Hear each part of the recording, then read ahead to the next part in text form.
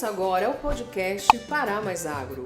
Estamos aqui em mais um Pará Mais Agro, né? E o nosso tema de hoje é o tatu canastra. Não só, vamos falar também de abelhas. Né? Hoje eu estou com o Adriano Adames, né? Do apiário Serra da Bodoquena, do Mato Grosso do Sul. Fica no Mato Grosso do Sul. Isso. Né, Adriano? E também estamos aqui com o Márcio Donha, que é do Instituto de Conservação de Animais Silvestres, ICAS. E o Alix, que também é aqui do Senar, né? É já conhecido De aqui casa. pelos nossos produtores, isso, né? De casa. E é assistente e um dos especialistas aqui na parte de abelhas, de apicultura, enfim. E outros temas, né? Voltado aí para a produção de mel.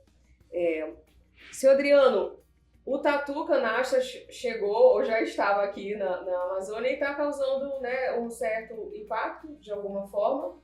Ou está conseguindo conviver aí em paz com os nossos produtores de abelhas?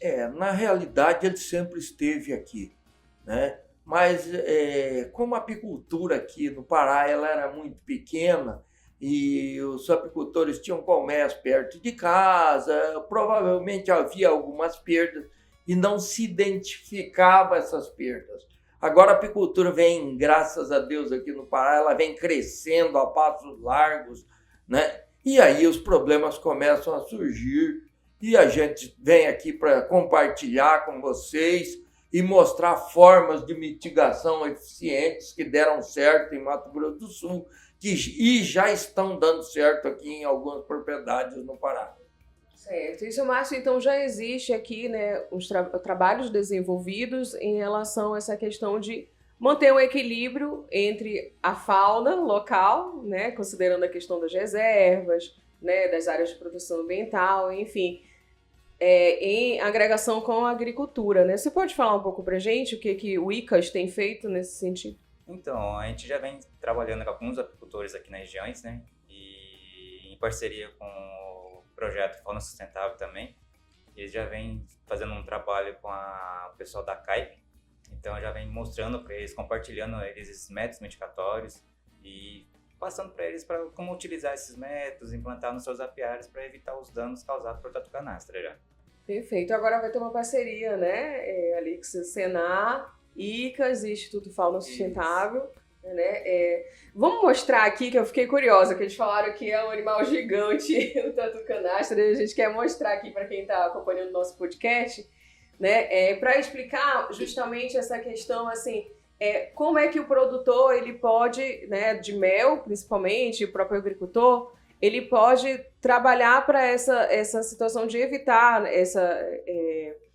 que eles cheguem e destruam, enfim, ou causem algum tipo de situação, né, de perdas dos apiários.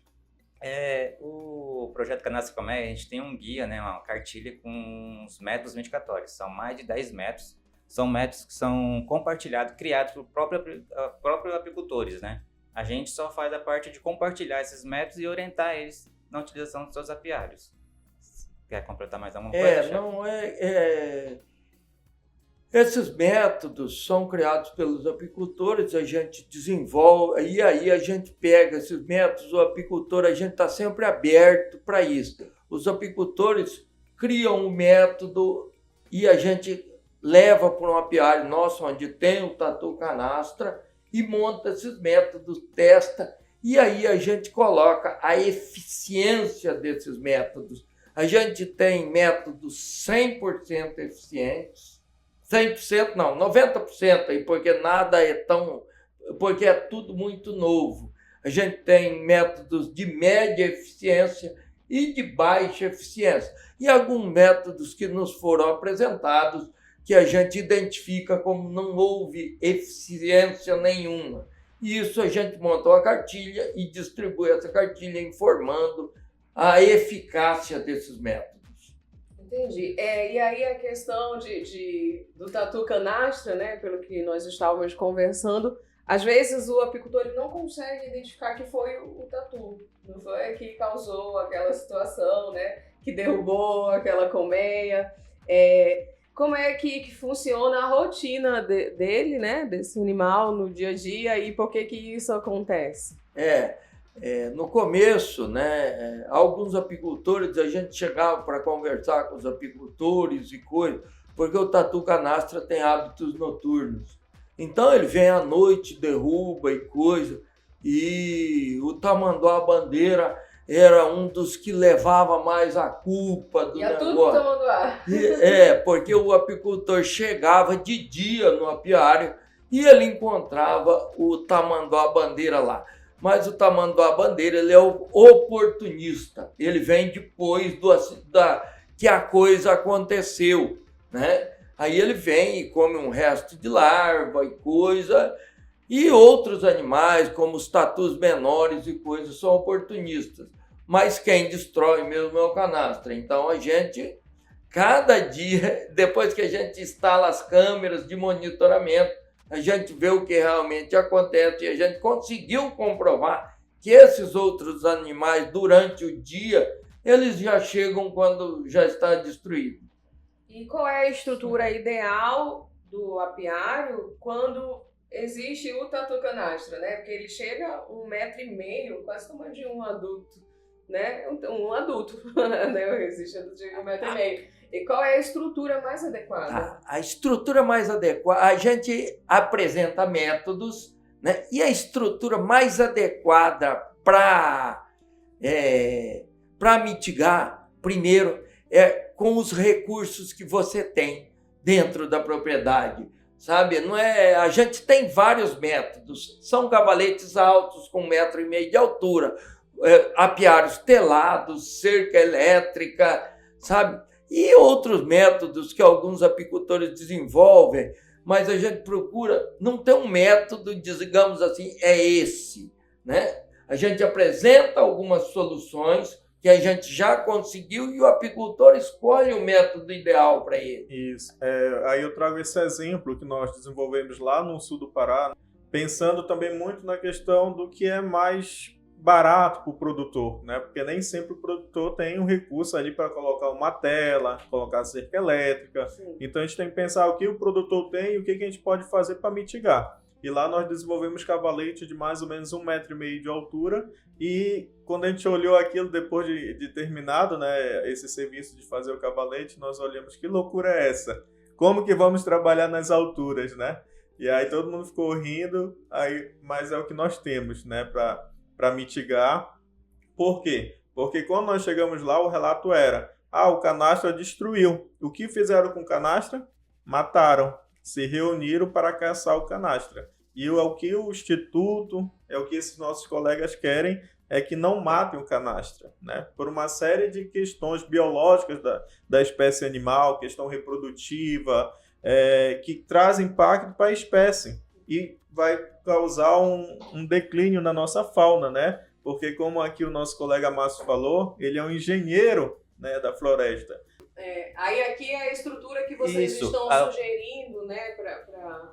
A única coisa, só para completar que o Alex falou, que a gente sugere um pouquinho maior. Então a gente fala que uma altura segura, 1,50 metro. É isso que a gente passa aos apicultores. Daí tem gente que instala um tablado atrás porque a madeira é farta, outros chegam com carro atrás e trabalham de cima do carro. Sabe, aí o apicultor vai se adaptando. Sim, porque vai ter que... necessário, né? Fazer uma adaptação. Entendi.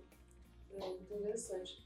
E aí a questão do custo para o apicultor, né? Qualquer mudança, de certa forma, tem um custo, então, né? Mas aqui, aí é algo... Aqui na região, como a gente fala da madeira, os cavaletes, então tem a facilidade de encontrar e pode reaproveitar também. E é o seguinte, quem quer produzir hoje tem que mitigar. Porque hoje não existe, em regiões de tatu canastra, não existe a possibilidade de produzir sem mitigar. Entendi. Porque o animal está ali, ele vai encontrar comida farta e vai atacar, né? Vai realmente, né, atrás do alimento, como qualquer outro animal, né? Isso. Mas... Como é que vai ser feito esse mapeamento, Alex, em parceria com o Senar? Isso, justamente, né? Que eu ia falar, nós, o Senar, ele já está trabalhando há muito tempo a questão educativa, né? Que na verdade é o fundamento do Senar. E hoje nós temos muitas capilaridades de serviços, né? E um desses serviços nós temos é o de assistência técnica e gerencial, a ATEG. onde nós estamos em grande parte do estado, atendendo esses produtores. Então, nós temos essa facilidade, por meio das empresas que prestam serviço, chegar ao produtor e levantar essa hipótese, se existe, né, essas ocorrências do canastra. E a partir daí, então, nós vamos fazer esse levantamento e termos esses resultados, né? E a outra questão é justamente essa questão educativa por meio desse livro, dessa cartilha, dessa revista, né, como queiram chamar, para que também esse material consiga chegar ao produtor e ele tenha ali algo para ele ler, para ele acompanhar, para ele entender melhor esses métodos de mitigação e aí conscientizar, porque o que eu acredito, Adriano e Márcio, que aqui no Pará, muito diferente de a nossa realidade de Pará, de nossos produtores, é um serviço de conscientização. Conscientização dos apicultores no sentido que, para muitos produtores, no caso apicultores, ter 5 colmeias é o suficiente. E nós já estamos trabalhando essa conscientização. Se você tem 5, você pode ter 10. Se tem 10, pode ter 20. Se tem 20, pode ter 40. E a brincadeira financeira, o ganho, você vai começar a ver. E o trabalho é o mesmo. Para quem tem 5, para quem tem 40, você vai ter que ir no apiário, né? E aí, então, é uma conscientização, é um trabalho. E trabalhar a questão de conscientizar ele, olha, vamos mitigar, vamos ser parceiro do tatu, vamos viver em uma convivência harmônica, isso vai ser um trabalho também.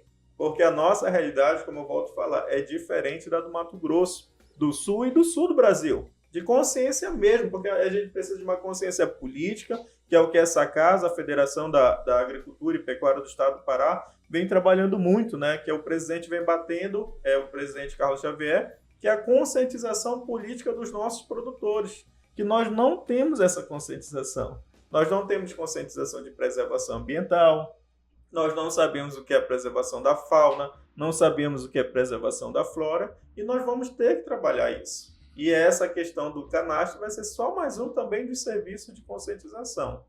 Sim, então assim, a questão, né, a apicultura, a meliponicultura são consideradas, na verdade a abelha, ela significa que o ambiente está legal, né? Você falou bem, né? O Pará também, né? Provavelmente esse selo vai ser estendido para a meliponicultura também, porque na meliponicultura também vem crescendo a passos largos e ele vai querer chegar na meliponicultura também, né? O canastra vai chegar aí, sabe? E a meliponicultura vai ter que levar as caixinhas com 1,5 m e coisa, vai ter que fazer alguma coisa para mitigar, né? Deixar claro também, né, que a alimentação do tatu canastra são formigas e cupins. E ele encontrou um banquete farto na apicultura. Você chega, tem várias colmeias todas juntas e ele encontrou esse alimento ali, então tá tudo muito mais fácil. Sim.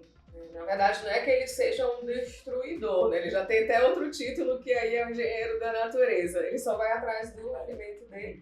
Né? E agora já existem soluções para isso. E aí vem o selo, né, Márcio? Isso, né? O Você selo. explica um pouco mais dele. O como selo é que funciona ele é esse para, assim, para o produtor querer ganhar o selo, ele precisa ter uma inspeção sanitária no seu rótulo, no seu produto, né? E o selo do Tatu Canastra é um selo para agregar valor no seu produto, né? Então é isso que o projeto Iniciativa passa essa parte. Certo. Além da preservação, assim, quais os ganhos também financeiros pro produtor de mel? Os ganhos financeiros...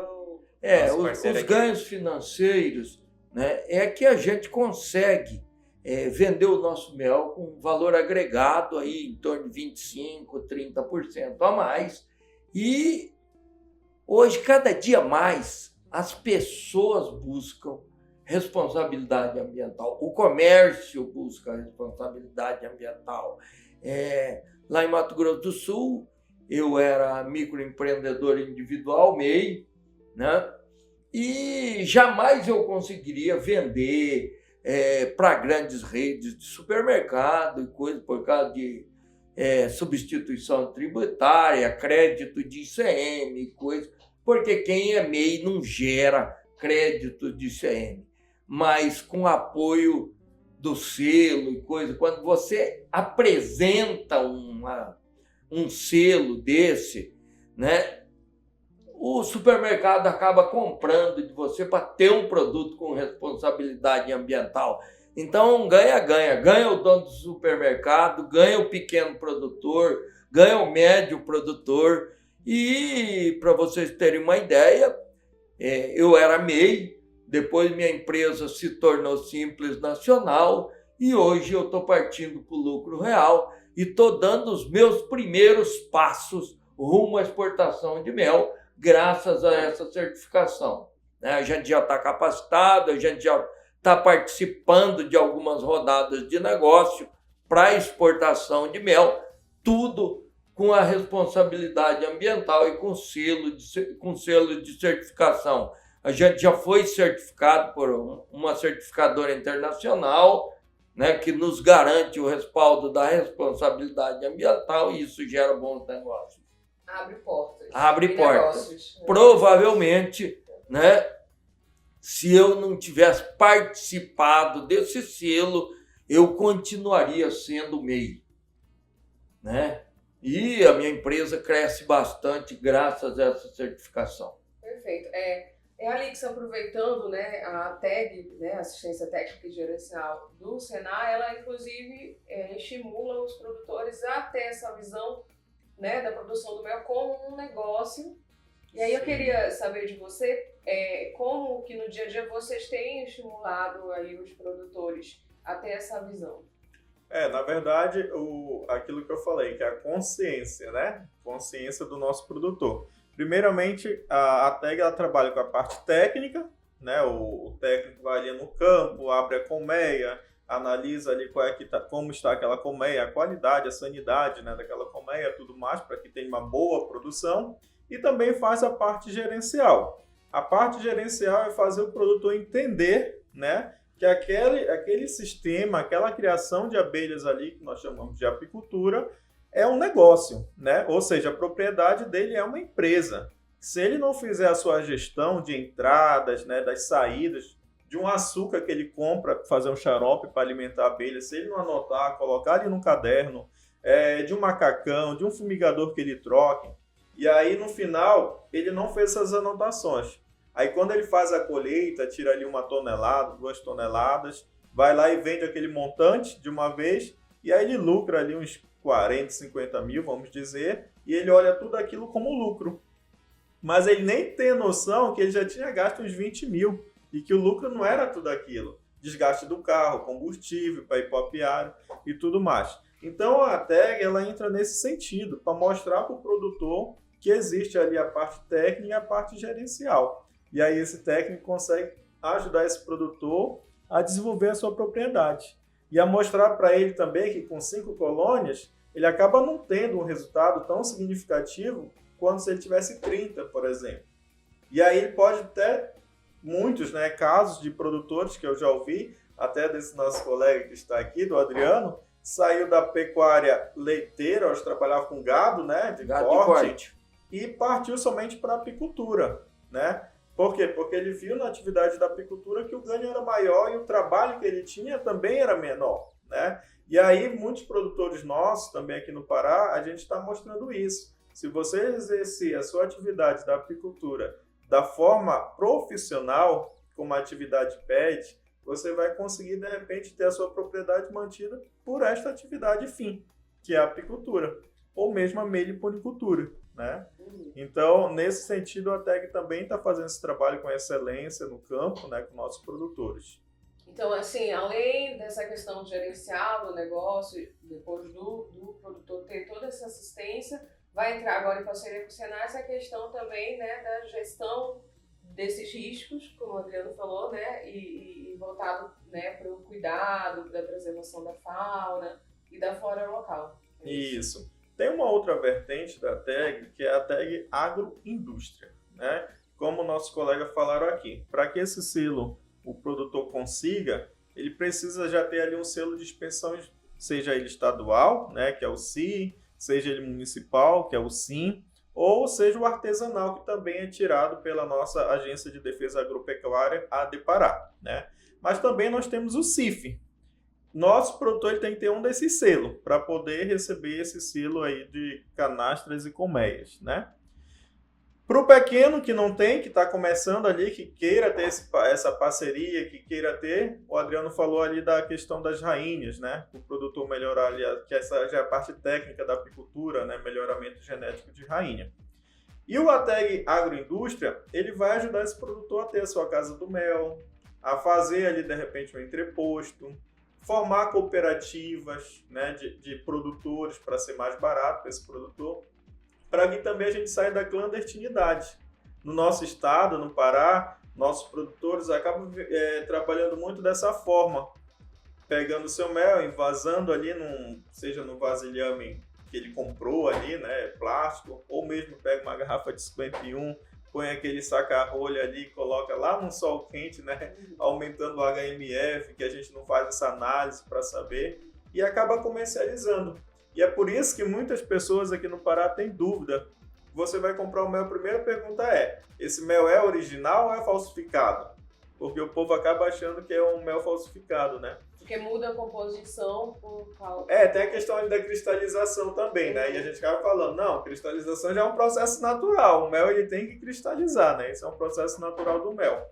Mas é muito essa questão também do não ter ali um selo de qualidade, dando garantia que aquele realmente é um produto vindo da colmeia, né? Que é o mel mesmo verdadeiro. E aí também entra a importância do Senar, da assistência técnica, conscientizar esse produtor ou grupo de produtores para que busquem esse selo, né, e saiam dessa atividade que a gente diz, né, que é o formato que a agência fala, né, clandestino de venda de mel. Mas eu não vejo que é nesse sentido mesmo de clandestino, é mesmo uma questão de necessidade e daquilo que nós podemos fazer, né? Fazer uma casa de mel, buscar um selo desse não é fácil, né? E aí, se não tem essa assistência, não tem o apoio do Senar, ou mesmo da Emater, né, que trabalha também com a assistência técnica rural, né? Fica difícil para o produtor. Não é barato. A gente tem que pensar também na questão do produtor, da realidade dos nossos produtores, né?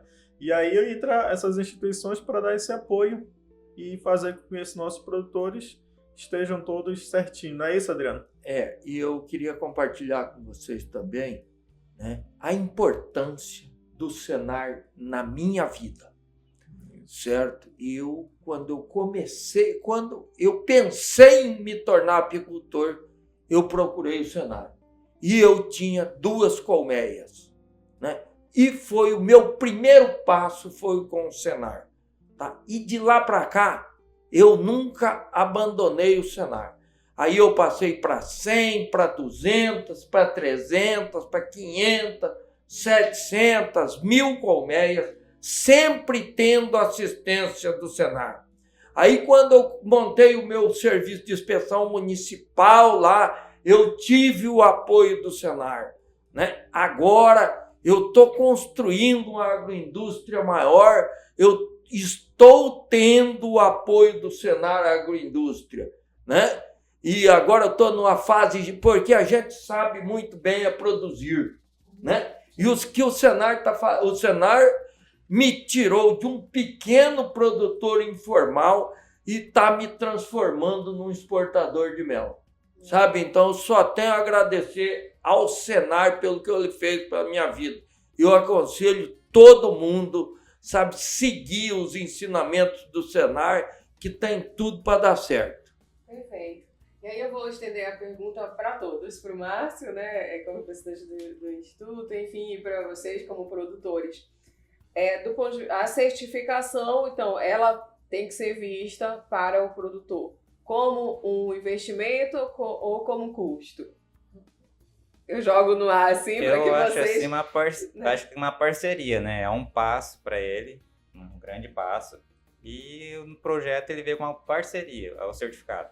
Lógico que é um custo, né? Não é todos os apicultores que vão ter esse selo, né? São aqueles médios e grandes apicultores que vão conseguir. E aí aqueles pequenos a gente atende com o projeto Rainhas.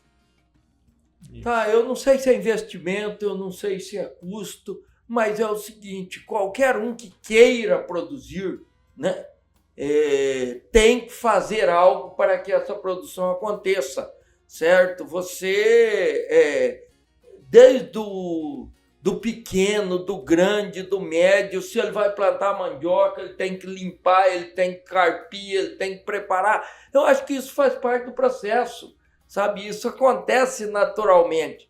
É claro, você despende um pouquinho mais de trabalho, mas você não tem percas, então é um investimento que ele precisa ser feito, sabe? Se você analisar que nós temos aqui madeira, temos tudo, o próprio apicultor na casa dele, ele não precisa comprar praticamente nada para fazer um cavalete elevado, sabe? Então despende um pouquinho mais de tempo, mais... O valor agregado paga tudo. Aquele investimento, aquela madeira, né? Aquela melhoria, né? A visão do negócio, é isso? Isso. Eu vejo como investimento, né?